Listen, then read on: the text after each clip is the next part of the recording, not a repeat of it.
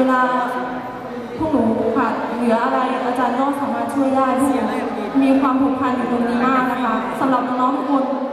ไม่มีคำว่ารุ่นพี่รุ่นน้องมาขั้นกลางมีแต่คำว่า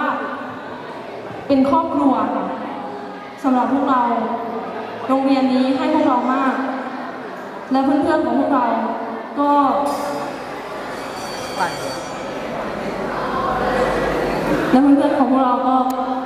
มีความสัมพันธ์ที่ดีต่อกันและมีความทรงจำที่ดีต่อกันเราจะไม่ลืมกันเราทุกคนม.6 ทุกคนน้องม.3 ทุกคนที่จบจากไปโรงเรียนนี้จะมีแต่ความทรงจำที่ดีและจะจำช่วงเวลาดีๆที่โรงเรียนนี้ตลอดไป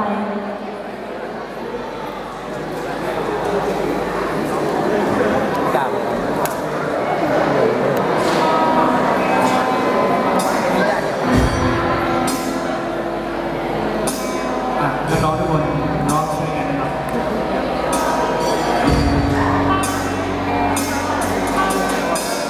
วันคืนที่เดินมาที่มีเราสองคนอีกคนสู่คนคือความฝันมี